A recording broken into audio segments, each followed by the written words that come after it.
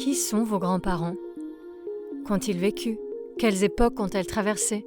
Que vous ont-ils transmis ? Bienvenue à Passé recomposé, le podcast qui raconte des fragments de l'histoire avec un grand H par le biais des histoires de famille. Chaque épisode retrace ce que l'on sait du destin des grands-parents de l'invité. D'où elles viennent, ce qu'ils ont accompli, comment elles ont vécu. Je suis Mélie et je vous invite à découvrir un autre passé, celui composé des fragments de vie transmis par nos grands-parents.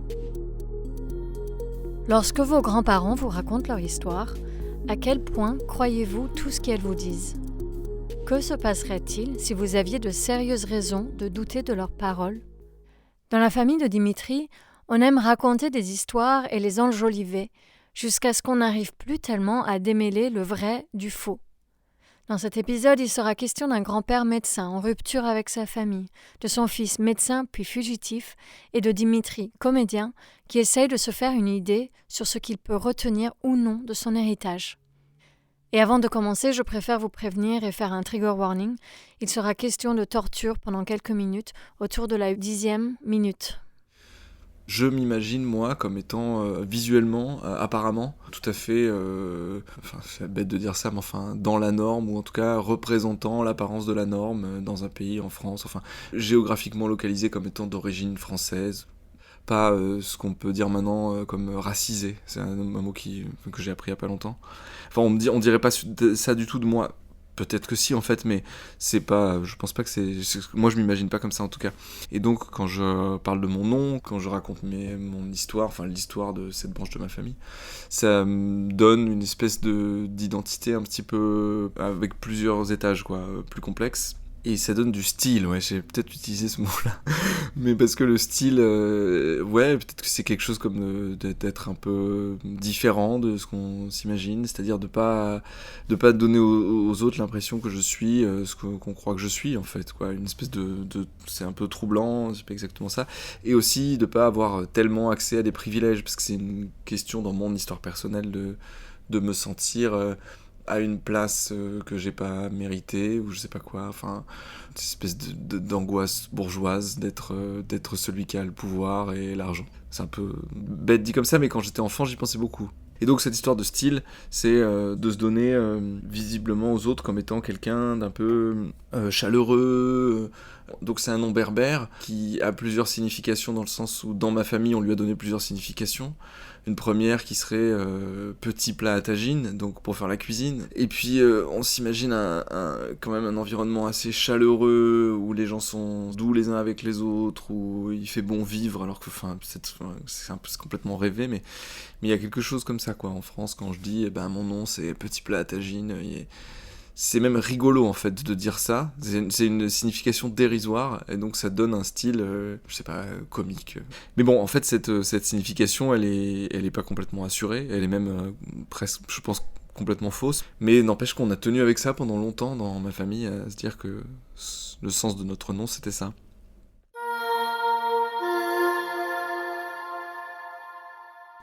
Le début de l'histoire donc de cette branche, c'est Saïd, qui est donc le grand-père d'Abraham, qui se déplace entre le Maroc et l'Algérie. Bon, Saïd, il vient pas de nulle part, et il est rattaché à des populations juives habitant au Maroc, et qui feraient partie de sociétés berbères ou de tribus berbères, je sais pas par quel moyen, mais enfin en tout cas des juifs berbères du Maroc.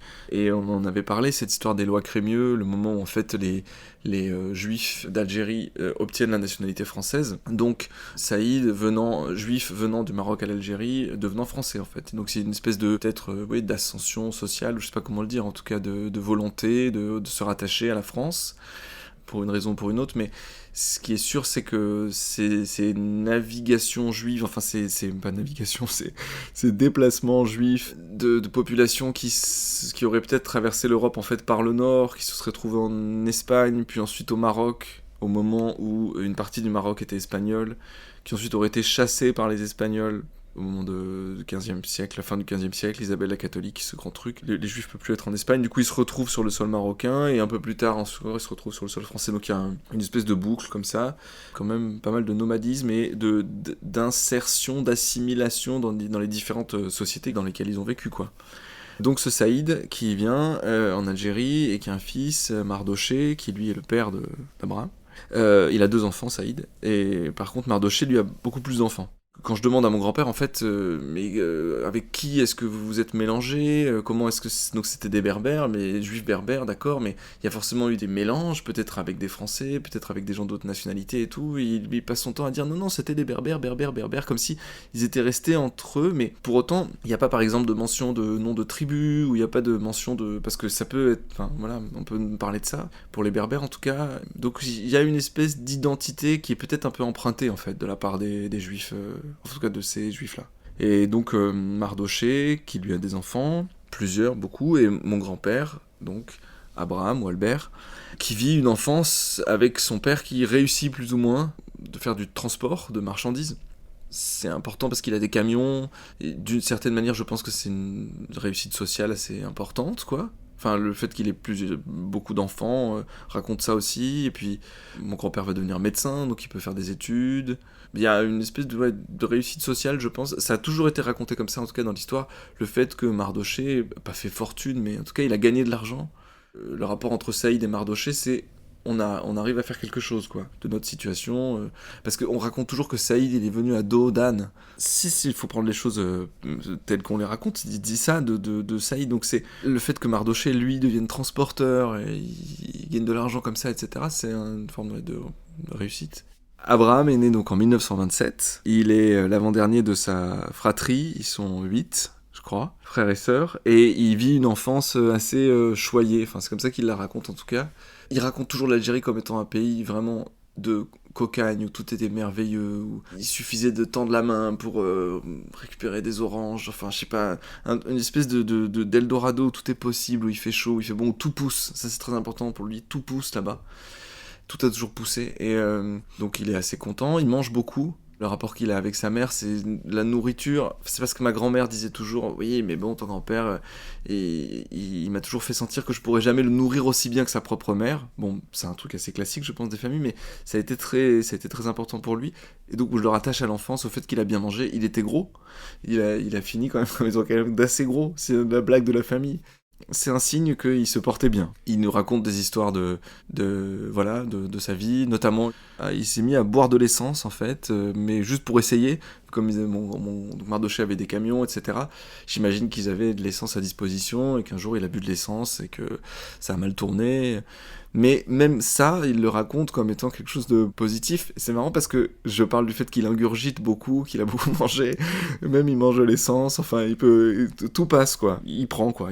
Et il est, en tout cas, il a toujours été très intelligent. C'est comme ça qu'il se définit. Il a une mémoire vraiment. J'ai l'impression qu'il connaît énormément de choses. Donc lui, au début de la Deuxième Guerre mondiale, il est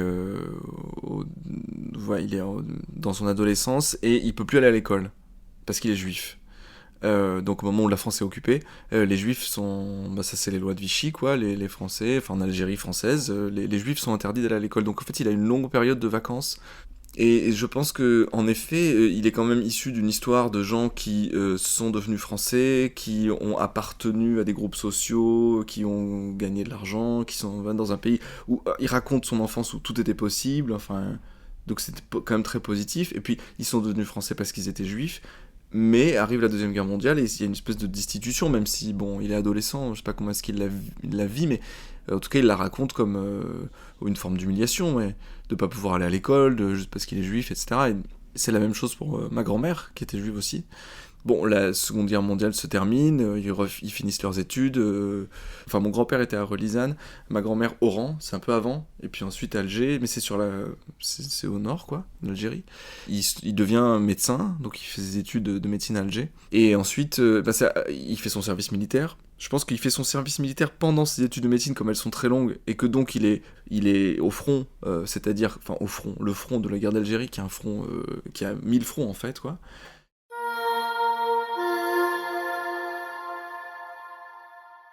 Pendant, je pense que ça doit être... Alors c'est ça ou c'est pas clair, est-ce que c'est pendant ses études ou est-ce que c'est quand il a fini ses études? Toujours est-il que mon grand-père il est médecin militaire, ou en tout cas il il participe à des interrogatoires, il fait son service militaire en tant que médecin, c'est peut-être ça en fait.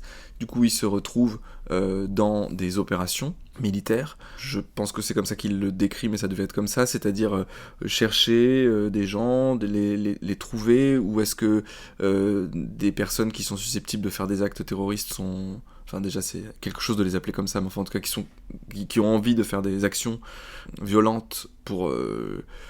lutter contre l'occupation française, si on la définit comme ça.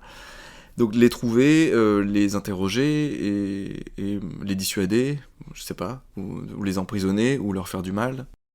Et donc il raconte des scènes où en fait il se rend compte que les gens à qui il a affaire, qui sont prêts à vraiment tout, enfin peut-être tout, mais qui sont prêts à perdre la vie en tout cas, qui sont prêts à vivre des interrogatoires hyper durs, qui se défendent farouchement, enfin... Il y a un truc avec le fait que ça lui paraît impossible d'imaginer continuer à vivre dans un pays où des personnes sont prêtes à se défendre à ce point et de cette façon-là. En écoutant Leïla, elle raconte que c'est donc même des Marocains venaient pour participer et donc se battre contre l'occupation française. Et en fait, je pense qu'il y a un mouvement très fort et que peut-être, en tout cas mon grand-père n'anticipait pas avant de devenir, d'être sur le front et d'interroger vraiment des gens, de savoir que il y avait quelque chose d'inéluctable, ouais, peut-être dans la position des Félagas. Il m'a raconté des scènes d'interrogatoire avec de l'électricité, où en fait il faisait parcourir un courant électrique sur le corps, je sais pas comment, avec des batteries de voitures et des choses. Bref, en tout cas des interrogatoires qui sont de la torture, où il y a une violence très forte qui est infligée à des gens pour obtenir des informations, voilà. Alors, il en parle souvent en disant c'est un peu comme s'il disait il fallait en passer par là, c'est-à-dire il fallait aller très loin parce que il disait rien, hein. Et lui-même il nous raconte, il disait mais il allait voir comme il était médecin, il était censé, en tout cas dans ce cadre d'interrogatoire, veiller à ce que la personne ne meure pas tout de suite, ou je sais pas. Enfin. Et je me souviens qu'il nous avait raconté, mais il disait aux personnes interrogées, mais dites la vérité, dites-le, défendez-vous, ne vous défendez pas justement, lâchez le truc, quoi, délivrez les informations qu'on vous demande, parce que de toute façon, sinon vous allez souffrir encore plus, enfin, une espèce de petite voix un peu comme ça, comme s'il voulait montrer qu'il avait de l'empathie, en aidant la personne interrogée à se sortir de cette situation, en fait. Et je crois que c'est là aussi qu'il nomme le fait que ça ne marchait pas, enfin qu'il y avait une espèce de bravade et de fierté nationale, enfin. Mais c'est très compréhensible, je pense qu'il voit ça, il est jeune, il voit des gens qui sont prêts vraiment à souffrir énormément pour défendre quelque chose comme l'indépendance de l'Algérie, donc du coup. Ouais, je me souviens d'une discussion autour de ces interrogatoires, et donc c'était chez mes grands-parents à Montpellier, et il y a quelque chose comme faut se rendre compte aussi des personnes, enfin comme s'il nous faisait entendre, mais vous vous rendez pas compte, les personnes qu'on interrogeait, c'était des gens qui étaient prêts à tuer d'autres personnes, qui étaient potentiellement soit des gens qui protégeaient des criminels, soit des criminels eux-mêmes, etc. Il essayait en tout cas de nous montrer ça, c'est-à-dire on peut considérer que ce sont des pratiques qui sont des pratiques intolérables dans un état de droit, enfin dans un pays où on interroge les gens, etc. Mais pour lui, il considère que c'était comme en temps de guerre et que en fait il fallait se défendre contre des gens qui eux, si on faisait rien, allaient commettre des crimes. Je crois que c'est plutôt comme ça qu'il l'aborderait, quoi. Sous l'angle de se rendre compte que c'est un rapport de force entre des gens qui, si on les neutralise pas, vont être violents. Mais tout en disant ça, en assumant le fait que de toute façon, ça n'a aucun sens de vouloir absolument lutter contre l'indépendance. Je pense qu'il doit se sentir un peu pas à sa place, quoi, tout simplement. Et en se disant, mais bon, on est là, on est dans un pays... bon, lui, il est d'une origine juive, mais je pense que la colonisation, elle a eu lieu dans des circonstances violentes, et elle est arrivée de manière violente, donc du coup, ça laisse forcément une faute, et il y a un coupable quelque part, même si c'est des générations plus tard. Elle se transmet, quoi, la faute, elle peut pas tout d'un coup s'évaporer du jour au lendemain, donc...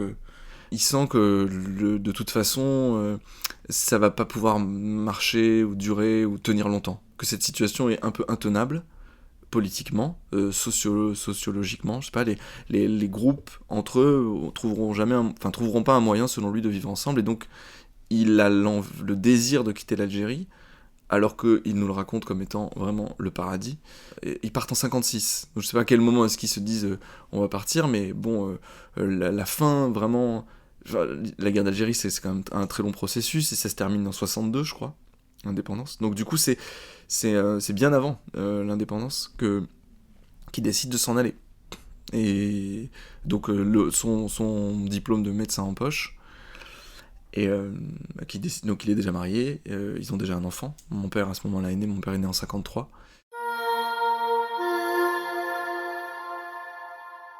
Il a toujours été dit de la part de mon grand-père qu'il avait rompu un peu avec sa famille, je pense en partant très tôt, en quittant l'Algérie avant tout le monde. Et je crois qu'il a toujours voulu nous raconter qu'il était parti en claquant un peu la porte. Mais du coup, cette histoire, c'est une zone d'ombre. C'est-à-dire pourquoi, qu'est-ce qui s'est passé? Est-ce qu'il y a eu vraiment quelque chose qui fait qu'il a décidé de plus avoir de rapport avec tous ses frères et sœurs? Il en a encore avec certains, mais pas avec tous et toutes. Bon, il y en a beaucoup qui sont morts maintenant, mais comme s'il avait fait un tri. Et donc, je peux m'imaginer que ça a forcément à voir avec le fait qu'il quitte l'Algérie plutôt que les autres, et qu'il quitte l'Algérie à un moment où, par exemple, ses parents pouvaient encore se dire que ça allait bien se passer. Par exemple, je suis incapable de savoir ce qui s'est passé pour ses parents. Et il m'a jamais raconté ça, et là, en parlant, je me dis, mais en fait, je sais pas, ce qui est vraiment arrivé à Mardoché, est-ce qu'ils sont morts en Algérie? Est-ce que... Je sais pas. Et donc, du coup, je sais que là, il y a quelque chose qui, dans mon histoire en tout cas, existe comme une transgression, ouais, une coupure. Abraham est marié avec Juliette. Ils se rencontrent à Alger. Et Juliette, elle fait des études en pharmacie. Et elle est issue d'une famille qui vient plus du sud de l'Algérie. Disons qu'elle vient d'une famille qui est quand même plus fortunée. Je pense que c'est comme ça qu'on envisage les choses. C'est des juifs aussi, qui sont d'ascendance un peu espagnole. C'est comme ça qu'elle le racontait. Elle disait que c'était plutôt des Espagnols, des Juifs. Mais comme un peu, il y a cette histoire que tous les Juifs... qu'il y a beaucoup de Juifs qui seraient passés par l'Espagne et qui seraient revenus, qui seraient arrivés au Maghreb. C'est un peu plus ou moins les mêmes groupes. Après, il n'y a pas du tout la mention de berbères du côté de ma grand-mère. Voilà, donc ils se marient, ils ont un fils, et ils partent donc en 56 quand mon père a 3 ans. Donc ce fils c'est mon père. Et ils viennent en France, tous les deux, Juliette et Abraham. Alors je pense que ma grand-mère Juliette, elle avait déjà été en Europe, en Suisse même je crois. Et par contre mon grand-père non. Mais donc pour ma grand-mère c'est un peu moins nouveau, mais je pense que pour mon grand-père ça l'est vraiment. Et donc ils ont de l'argent dans une enveloppe, enfin bon, ils ont de l'argent quoi. C'est-à-dire ils ont de l'argent avec eux pour s'installer en France. Et leur objectif, c'est de trouver un cabinet médical, de racheter une clientèle, et donc de s'installer comme médecin. Et ils font un tour de France, c'est comme ça qu'ils nous le racontent. Ils sont en voiture, ils ont donc mon père qui est tout petit, qui a 3 ans, et ils visitent la France. Bon, quand même, ma grand-mère, elle disait, à ce moment-là, j'ai quand même connu la France. C'est une manière pour elle de nommer comment les gens sont en France, qu'est-ce que c'est, etc., que la France, quoi. Elle raconte, je crois, la Bretagne, ça fait un truc, le Nord, enfin, ils découvrent les choses, comment les gens mangent, s'habillent et vivent, et ils dépensent tout leur argent. C'est un peu l'histoire de pas trouver le cabinet médical que mon grand-père va racheter. Donc au bout d'un moment, après avoir longtemps hésité, plusieurs fois hésité à racheter une clientèle ou une autre, il décide de s'installer dans un village des Bouches-du-Rhône. C'est sympa parce que c'est limitrophe avec le Vaucluse, et c'est un endroit dans lequel... C'est là que moi, en fait, j'ai grandi. Donc mon grand-père, il s'est installé là, et ensuite, c'est jusqu'à mes 18 ans, c'est là que j'ai vécu. Et c'est un endroit assez... c'est une terre avec beaucoup de paysans, voilà. Donc il fait chaud quand même. Climatiquement, je pense que ça les change, bien sûr, mais quand même pas tant que ça. Ils s'installent là, et ils commencent leur vie, et je pense que c'est à ce moment-là que Abraham devient Albert. Peut-être qu'il a compris qu'il fallait qu'il s'appelle Albert au cours de ce long tour de France. L'utilisation de son nom, Abraham, est un peu mise de côté, et donc c'est Albert. Et c'est une position un peu particulière parce que quand on est médecin dans un petit village, tout d'un coup on accède à une position sociale élevée. Je pense que ça a toujours été dans son ambition que d'avoir une position sociale élevée, oui. Donc non, mais je veux dire, c'est important, même dans l'histoire de la famille, même en le racontant là maintenant, je me rends compte qu'en fait il y a ce truc-là de rompre avec les générations précédentes pour réussir, enfin, quelque chose comme ça. En tout cas, dans l'histoire que je me raconte de Mardochée, donc de son père, en accédant à la position de médecin de village, déjà de fait, ça raconte l'envie de s'insérer dans la société.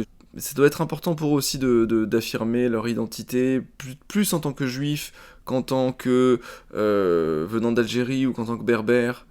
Il a son cabinet qui est au-dessus de sa maison, dans une rue, dans laquelle il y a une autre maison dans laquelle eux-mêmes ils avaient vécu avant. Donc en fait, c'est une grande rue du village qui est pas très grand, où il y a plusieurs maisons dans lesquelles les gens de ma famille ont vécu, parce que la mienne, celle-là dans laquelle j'ai vécu moi-même, elle est au début de cette rue-là. Donc ça fait comme une grande rue qui est un espace familial. Et donc mon père devient aussi médecin, comme mon grand-père reprend sa clientèle, et leurs prénoms sont très très proches. Donc il y a en effet l'histoire d'activer autre chose qui serait comme l'histoire de Abraham dans un nouveau pays et qui se reproduit, donc ça tient, ça continue de tenir, ça marche, voilà, c'est comme ça que ça se passe et ça se transmet. C'est une histoire mais sans être une histoire, parce que c'est presque la même chose, l'histoire de mon père et de mon grand-père, même si après ça a beaucoup changé, mais il y a l'envie de construire ce truc-là, et de s'envisager comme notable, mais aussi comme médecin, c'est-à-dire comme personne. Ça c'est très important pour eux. Dans tous les cercles de médecins, je pense que les gens parlent de ça. C'est le serment d'Hippocrate, c'est vraiment très important de partir du principe qu'on a prêté serment. C'est comme ils sont assermentés, quoi. C'est-à-dire ils sont soumis à une espèce de loi qu'ils ont édictée comme étant... Ils sont les porte-voix de cette loi qui est de soigner, qui est de prodiguer des soins, et donc de faire en sorte que la société tienne debout et que les gens soient pas malades, etc. Et ça va, c'est plus profondément ancré en eux que la réussite sociale, pécuniaire, etc. Dans le village, il y a beaucoup de gens qui peuvent pas payer, parce qu'il y a une communauté gitane très très grande dans le village. Ils sont assez contents de pouvoir dire qu'ils font pas payer les gitans. Ça, les médecins, tous les autres médecins qu'on fréquente aussi le disent plus ou moins. Et eux, ils sont contents de pouvoir dire qu'ils le font vraiment, qu'ils sont généreux. Et cette générosité, elle apparaît sous une autre forme, elle a des effets qui est que les gens donnent à ma famille énormément de choses. C'est un pays c'est agricole, quoi. Il y a beaucoup de gens qui font pousser des abricots, des melons, des tomates, et c'est très fréquent qu'on ouvre la porte le matin et qu'il y ait des cagettes avec de la nourriture. Mais sans forcément qu'il y ait un mot ou quoi que ce soit, c'est juste un cadeau, comme si ça venait remercier l'action presque un petit peu magique du médecin. Je pense qu'il y a quelque chose qui se passe en apparence comme ça assez bien dans cette transmission père-fils avec des compétences du travail, etc. Mais en fait, mon père nous a beaucoup raconté que c'était compliqué parce que son propre père était pas vraiment là, quoi. Parce que le métier de médecin de village, ça prend énormément de ton temps, en fait.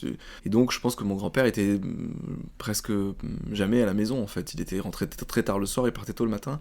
Et donc, mon père nous racontait beaucoup ça, nous disait « Ah, c'est quand même quelque chose là, mon père a failli sur l'histoire de la présence. » Bon. Donc, du coup, il y a un truc déjà qui s'érode un petit peu, où c'est plus exactement aussi bien que ce qu'on pouvait l'imaginer. Et du coup, mon père, assez vite, se met à éduquer son propre frère. J'ai toujours pensé qu'en fait, comme il n'y avait pas le père, enfin, mon grand-père était assez absent, mon père prenait en charge des fonctions paternelles, quoi. Notamment vis-à-vis de son propre frère. Du coup, mon oncle a beaucoup imité mon père, et l'un était vraiment influencé par l'autre. C'est en tout cas comme ça qu'on le raconte. Ensuite, mon père, en plus, était assez brillant. Il a des bonnes notes, il est fort à l'école, etc. Donc il devient médecin assez tôt, en fait. Il est en avance. Je crois qu'il a 2 ans d'avance, un truc comme ça. Donc c'est étonnant. Il est très, très, très tôt à la fac de médecine, etc. Et en fait, il est vite positionné comme étant celui qui va faire la loi, quoi. Et ça, c'est peut-être un peu rapide, quoi. En tout cas, ça moi, je lis ça dans l'histoire de mon père à une manière de vouloir aller trop vite, quoi, une forme d'impatience ou de volonté de dépasser, quoi, de dépassement. Mon grand-père qui propose à mon père de devenir médecin, de lui prendre exactement sa place, d'être le médecin dans le même village, ce que mon père va faire. Il y a quand même la répétition. c'est la même chose, quoi. En plus, il fait construire sa maison dans la même rue, enfin, c'est le même qui se reproduit, et je crois qu'il y a une volonté de la part de mon père de dépasser ça, de changer ça, de faire évoluer, de faire en sorte que ses enfants, à lui en tout cas, fassent autre chose, ce qui nous pousse pas du tout à devenir médecin. Et on parle beaucoup de notre histoire familiale, enfin c'est quelque chose qui revient souvent, un peu comme ce que je décrivais tout à l'heure sur le fait que moi je me présente avec ce nom, c'est quelque chose dont on parle quand même, le nom, l'histoire de la famille, etc., toujours de manière trouble. Et en fait, mon grand-père qui est pas quelqu'un qui dit spécialement la vérité. Enfin, il aime bien raconter des histoires, donc... et puis les médecins, ils passent leur temps et leur vie à raconter des histoires, parce que les médecins, ils sont le réceptacle de toutes les biographies des gens, en fait. Surtout dans un village comme ça, les gens, ils viennent, ils ont mal un peu aux pieds, mais enfin, ils ont surtout envie de parler. Et en fait, c'est drôle, parce que mon grand-père a des histoires sur la grand-mère, et mon père a des histoires sur la mère, etc. Donc les histoires, en fait, elles sont dans la même famille, quoi, ça se transmet comme ça. Disons que ce sont pas des gens qui ont un rapport à la vérité totalement informatif, ou en tout cas à la parole qui n'est pas complètement informatif, qui est un peu autre chose. Mais mon père est encore plus comme ça que mon grand-père, c'est-à-dire dans cette rivalité masculine entre les deux hommes de la famille, se met en jeu qui va raconter la meilleure histoire et comment on va pouvoir le mieux raconter. Donc mon grand-père déjà qui avait un certain niveau de falsification de la vérité, voilà que mon père en fait encore plus, et donc fait passer mon grand-père pour quelqu'un qui lui, pour lutter, se met un peu en retrait et devient quelqu'un qui est le garant un peu des informations réelles et certaines. Et par rapport au nom, à la signification du nom, il y a des discussions, je me souviens de discussions entre mon père et mon grand-père sur la question de « Non, mais tu te trompes, en fait ça veut pas dire ça, si, j'ai cherché, ça voudrait dire ça, etc. » Donc ça reste comme quelque chose de trouble, qui en fait est l'occasion d'une rivalité entre le père et le fils, plus que en fait vraiment vouloir savoir, etc. Je pense pas que aucun des deux n'avait envie d'avoir tort, donc en fait au fond on saura... Enfin, si, on peut savoir un peu plus que mon grand-père avait raison, mais il y a quand même quelque chose qui reste comme ça un peu trouble. Il y a un truc avec le fait que mon grand-père lance le sujet, donc on commence à discuter sur le sens du nom, voilà, il arrive en disant par exemple j'ai fait des recherches, alors il y aurait peut-être quelque chose avec le corail, c'est-à-dire que ça voudrait dire qu'en fait c'est des gens qui ont de l'argent, parce que le corail c'est assimilé à des bijoux, donc peut-être qu'en fait les juifs, voilà, se faisaient appeler comme ça par cette espèce de mot qui aurait plein de significations mais qui contiendrait... Et là-dessus, mon père utilise la position qu'il a en tant que nouveau chef de famille, en disant non, c'est pas du tout ça, bien sûr que non, de manière hyper affirmative, alors qu'en fait il est en train de dire un truc qui n'est pas vrai, mais bon, il le dit quand même en disant mais pas du tout, et jouant sur la capacité même à faire un diagnostic, parce qu'en fait, dans une famille de médecins, quand quelqu'un va mal, il y a une parole autoritaire qui dit tu as ça, ou alors tu as ça. Ils savent que c'est ça qui est en train de se passer, ou ça, ou pas ça. Et je pense que la rivalité, elle se joue aussi sur non, tu es en train de faire une mauvaise analyse, je peux te le dire, parce que je suis médecin comme toi, et mon diagnostic, c'est autre chose.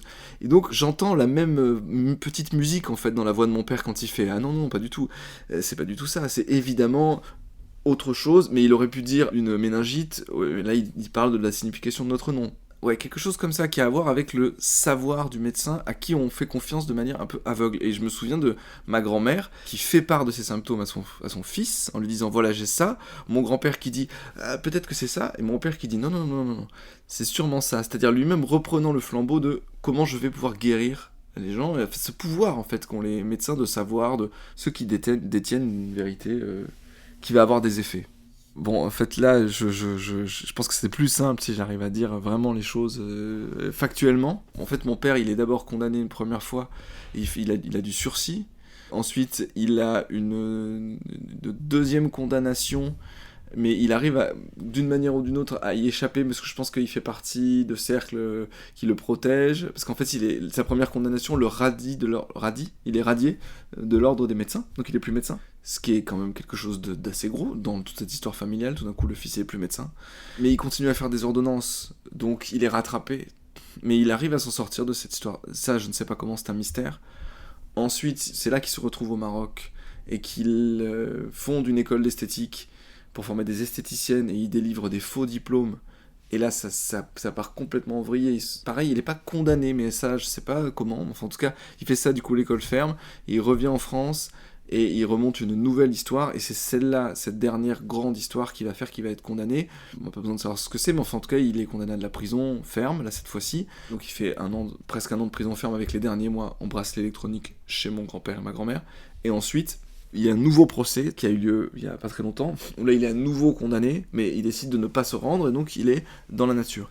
Et ça, ça crée un rapport à la vérité, en effet, trouble, c'est-à-dire que du coup, mon grand-père se met à, comme il pourrait le faire dans une discussion de Noël, d'être du côté de la vérité.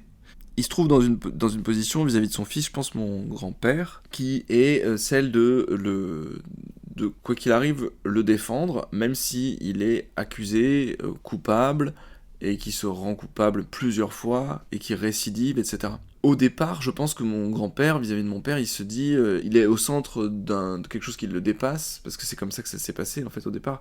Mon père faisait partie d'une espèce d'entreprise, mais ils étaient plusieurs, en fait, à faire leurs actes délictueux, et donc mon grand-père a l'impression qu'il faut le défendre, et que même s'il ne dit pas la vérité, même s'il ment un peu, c'est ok de le défendre.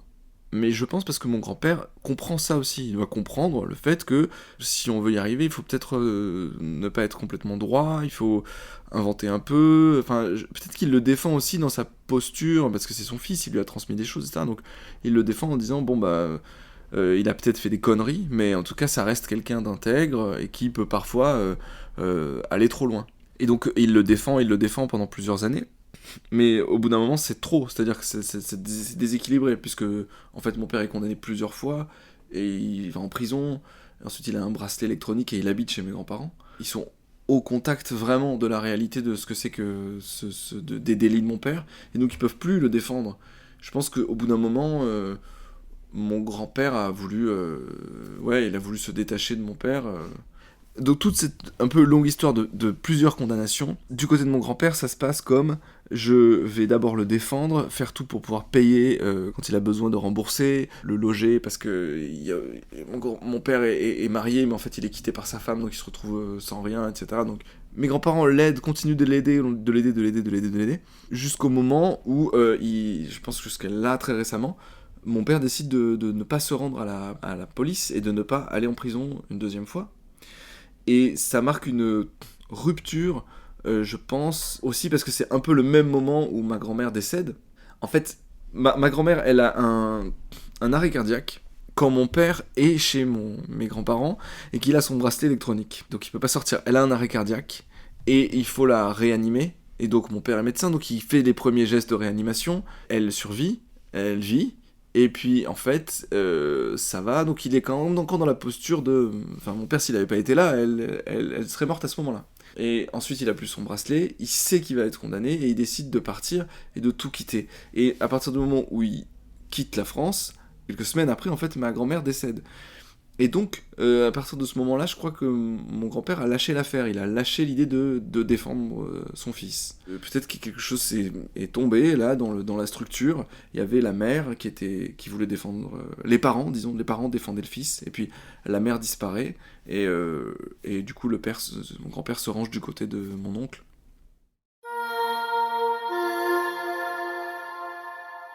J'ai été interrogé par la police, donc j'ai été appelé par un inspecteur.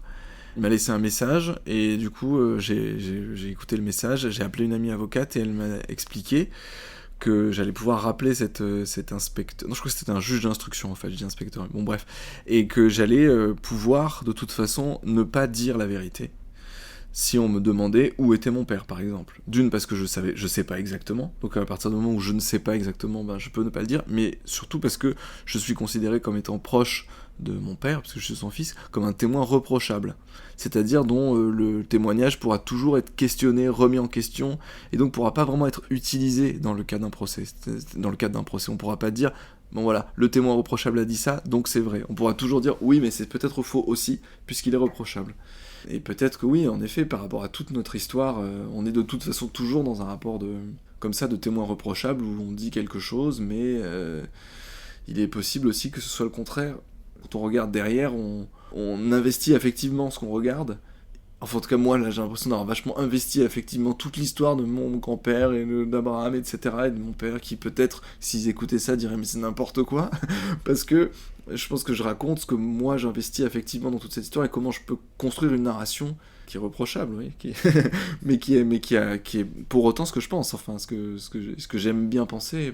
En fait, toute cette histoire récente de mon père, donc qui se retrouve loin de tout, en cavale, etc., et lâché par le reste de ma famille, donc par mon grand-père, ça m'a beaucoup fait réfléchir.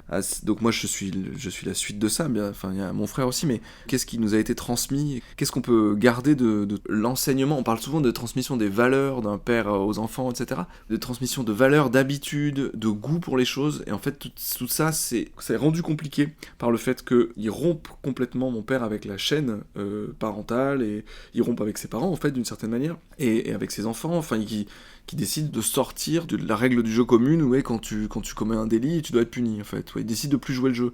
C'est compliqué de se demander qu'est-ce que moi je vais récupérer de ça. C'est compliqué dans la famille au point que entre mon oncle et mes cousins et les discussions, c'est toujours très difficile de savoir comment se positionner vis-à-vis de quelqu'un qui décide de tout quitter. Mais il y a un truc auquel je pense souvent et qui m'intéresse, c'est que mon grand-père et mon père et mon oncle aussi, c'était des médecins. Enfin, mon oncle l'est toujours, qui nomme, par le langage, par la capacité à dire le mal, à mettre un mot sur le mal, arrive à en faire quelque chose. Donc il y a une espèce de transformation par la langue, il y a quelque chose qui se joue dans le fait de parler, de prendre sur soi, quoi. Ça crée un lien, je pense, que c'est comme ça que je l'interprète avec moi, mon métier de comédien, de trouver les moyens de moi-même me transformer, mais dans la langue, dans des histoires, dans des fictions. Il y a un travail que j'ai fait, c'est une pièce dans laquelle il y a un personnage qui ment tout le temps, et c'était intéressant pour moi de comprendre comment est-ce que ça pouvait se passer vraiment un mensonge si j'imagine que mon père a tellement menti, qu'il est faussaire, etc., qu'il a énormément raconté d'histoires, comme mon grand-père aussi, mais d'une façon... Qu'est-ce que je peux comprendre de ce que c'est que raconter des histoires et mentir et falsifier la vérité en utilisant comme expérience la fiction, parce que là je vais vous raconter une expérience que j'ai eue en tant que comédien qui jouait le rôle d'un menteur. Ça me donne une information sur ce que c'est que mentir, c'est un peu bizarre, mais sur l'idée que pour qu'un mensonge existe et soit pleinement ce qu'il est, quoi, la personne qui l'aimait se ment aussi à elle-même et croit à ce qu'elle est en train de raconter. Et en fait, la pièce que je jouais, elle tournait autour de la question du mensonge, vraiment principalement. Et en fait, je me suis rendu compte que ça marchait beaucoup plus, que ça produisait un effet beaucoup plus fort et que l'histoire était mieux racontée quand moi, à l'intérieur, qui jouais un personnage de menteur, j'éprouvais ou je racontais que le menteur croit à ce qu'il dit. Et à l'intérieur de son mensonge. Et il n'est pas en train de contrôler le fait qu'il produit un discours faux. Il est lui-même abusé par son propre discours. Ça a été quelque chose qui, moi, m'a beaucoup marqué. Je me suis dit, mais en fait, là, je comprends mieux la situation de mon père, comme quelqu'un qui est abusé par son propre discours. Il y a une scène dans cette pièce que j'ai jouée qui m'a touché, mais vraiment, c'est marrant parce que des fois on fait des spectacles, on fait quelque chose, et je pense que c'est parlant, quoi. Il y a des moments, des passages dans la fiction qui touchent plus que les autres, et qui produisent un effet sur l'interprète, qui essaie de se mettre dans la situation, vraiment, qu'on n'attendait pas. Moi, c'est ce qui m'est arrivé avec cette pièce, et en fait, c'est la scène où le personnage que je jouais, qui était donc un menteur, est découvert par son père, et son père lui dit « Si tu mens encore une fois, je vais te tuer ». Et donc, je vais rompre la chaîne de l'histoire. Enfin, c'est le père qui tue son fils, il n'y a pas d'enfant, quoi. Il n'y a pas de suite, ça s'arrête là. C'est comme si c'était fini. Et je crois qu'il y a quelque chose avec le fait qu'on puisse pas céder à la tentation que le langage puisse nous faire vivre des histoires merveilleuses. Parce que c'est une tentation. De dire qu'on puisse, par la langue, par les histoires, par le fait de raconter quelque chose, de rentrer dans une fiction, y croire, se perdre dans la fiction, c'est une tentation hyper forte, en fait. On aurait envie d'y glisser de cette pente, mais c'est un danger, parce que si on glisse trop là-dedans, il n'y a plus de possibilité simplement de continuer, quoi, à transmettre, à faire des enfants, à avoir une histoire. C'est comme si j'envisageais, moi, du coup, la fiction et le mensonge comme une expérience extatique, très forte et très agréable, dont je peux très bien comprendre qu'elle soit tentante. De la part de mon père, ça a été le levier qu'il a utilisé pour transgresser. C'est comme s'il avait joué avec quelque chose et que ça l'avait débordé et que maintenant c'était irréparable et qu'il était en train de disparaître. Et moi, si je prends ce truc et que j'ai peur d'y succomber, je pense que j'ai trouvé un bon moyen, mais bon, c'est compliqué parce que en étant comédien, parce que c'est ça, être comédien, c'est se faire aspirer par la fiction. On parle toujours de ça, du fait de vraiment éprouver les choses, etc. Et moi j'ai toujours été très rétif, mais non, mais il s'agit pas d'éprouver les choses, mais en fait, je pense qu'il y a un truc au cœur de ça, c'est véritablement le faire vraiment, vivre des expériences très fortes, mais qui sont des expériences complètement fictionnelles. Ça me fait peur et en même temps que ça me fait envie. Si moi j'avais des enfants, et si, ce qui va probablement être le cas, hein, quelle histoire ou quel pan de l'histoire je raconterais, comment je vais transmettre tout ça, je pense que c'est important de le transmettre tel que je le dis là, c'est-à-dire tel que je l'envisage comme étant un rapport à la vérité et au langage qui est ambigu. En fait, j'ai des amis qui me disent tout le temps, qui me parlent de mon ambiguïté, du fait que on dit quelque chose, mais est-ce que c'est vraiment ça, etc. C'est pas pour défendre l'ambiguïté à tout prix, mais c'est de nommer le fait qu'on puisse avoir un rapport à la vérité qui est très subjectif, très propre. Je pense que je voudrais que mes enfants soient au courant de ce que je crois être au courant, enfin, vraiment. Après, est-ce que je voudrais transmettre une manière de comprendre et de dire les choses, et donc d'essayer d'être très sincère ou très honnête, ou de vraiment dire les choses. Je crois que pour moi, je le situe un peu au même endroit, c'est-à-dire que quand j'essaie de débrouiller vraiment, et de dire, et d'être vraiment honnête avec ce que je ressens, et ce que je suis obligé de faire face au doute, quoi, à l'ambiguïté, au fait que c'est double, au fait que je dis une chose, mais que ça peut être aussi le contraire, et que ça peut être un peu entre les deux. Ça, c'est quelque chose auquel, en fait, ce qui m'a énormément marqué dans mes études et dont j'arrive pas à sortir, le fait de pouvoir douter toujours de la validité d'un énoncé, qu'il faut le prendre dans un contexte, que c'est pris dans un certain cadre, et que donc on dit les choses pas pour rien, quoi, pas en soi, ne transporte pas de la vérité en soi. Un énoncé n'est pas valable comme ça, quoi. Et ça m'a beaucoup, beaucoup marqué, et j'étais fasciné par ça, quoi, et j'arrive pas à ne plus être fasciné par ça, donc je crois que j'essaierai de transmettre ça, mais aussi le plaisir que ça peut être de dire ça, je pense, avec des enfants, même si c'est un... Enfin, parce que c'est jouer aussi avec la possibilité d'inventer des mondes, C'est quelque chose dont j'ai parlé avec ma mère, en fait, quand... Bon, c'est en plusieurs étapes. C'est quand j'ai raconté à ma mère que j'allais raconter mon histoire avec toi, etc., elle dit ouais, alors, l'histoire des hommes, c'est toujours l'histoire des hommes, etc. Et puis notre histoire à nous, parce que c'est une partie de ma vie, c'est une branche de ma famille, c'est pas l'histoire maternelle, c'est l'histoire paternelle. Et on a eu une discussion avec elle, etc. Et j'étais d'accord avec elle de mettre du côté paternel le romanesque, parce que c'est comme ça que ça se passe dans ma famille, en fait, le côté romanesque, troublant, excitant, intéressant à regarder, il est du côté paternel, de plein de manières différentes, du fait de cette histoire avec mon grand-père et mon père, du fait de la vie de mon père. Donc ça fait exister tout un pan comme ça, et que du côté de ma mère, c'est une autre histoire qui est beaucoup moins romanesque, mais qui a quand même des... Enfin, forcément que c'est une histoire, quoi.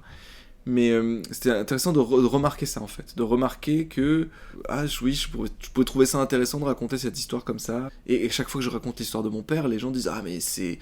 Quel héros romantique !» Enfin, il y a un truc avec quelqu'un qui est hors sol, comme ça, qui touche. Et c'est toujours très, très difficile, du côté de ma mère, de le vivre, ça, parce que c'est positif et négatif en même temps. Et du coup, quand j'en avais parlé avec ma tante, elle avait nommé, ouais, mais le nom du père, on parle beaucoup du nom du père, mais on parle jamais du nom de la mère, etc. On transmet le nom du père. Bon, on a une discussion qui est assez courte, mais elle dit, oui, mais pourquoi tu parles pas du nom de ta mère ? Et je dis, oui, mais le nom de ma mère, c'est le nom de mon grand-père maternel. Enfin, c'est de toute façon toujours les noms des pères. Regardez ça, je trouve que c'est comme dessiner une ligne de fuite comme ça, hyper longue, où tu te dis, en fait, ouais, il y a quand même... C'est complètement nié, quoi. C'est-à-dire, c'est que des noms de pères. C'est que des pères, c'est que le nom, même quand le nom de jeune fille, c'est le nom du père. Donc c'est comme si ça, je sais pas, ça fait exister dans mon esprit une espèce de truc, mais vertigineux, sur le fait que on s'est défini en tant que groupes sociaux, familiaux, autour du nom du père. Voilà, c'est comme si j'avais vu cette espèce de truc se dessiner dans mon esprit, dire oh c'est fou quand même, on peut pas y échapper, quoi. On est de toute façon toujours du côté du nom du père, et il y a des solutions pour réinventer les noms qu'on transmet, mais elles sont complexes, quoi. Merci à Dimitri de s'être livré au micro. Et merci aux auditeuristes fidèles. J'aimerais aussi dire un merci particulier aux nouveaux mécènes du mois, à savoir Sonia et Bénédicte. C'est aussi grâce aux mécènes que ce podcast se pérennise tout en restant indépendant. Si vous voulez faire un don ponctuel ou mensuel pour aider Passer Recomposé, vous pouvez retrouver notre page sur Tipeee et le lien se trouve en description de l'épisode. Si vous voulez nous faire des retours sur les épisodes ou proposer des récits, écrivez-nous sur Instagram, Twitter ou Facebook. Et puis, dans les nouvelles du mois, Passer Recomposé a depuis peu une chaîne YouTube. Il y a d'ores et déjà les épisodes du podcast et je vais aussi étoffer le compte avec des playlists en lien avec les thématiques. Enfin, merci à Fanny Cohen-Moreau pour le montage. Vous connaissez peut-être déjà Passion médiéviste et Passion moderniste. Ce sont ces podcasts dans lesquels elle interviewe des chercheuses en histoire. Non seulement c'est super intéressant, mais il y a tellement d'épisodes qu'on y trouve forcément son bonheur. Merci pour votre écoute et à bientôt.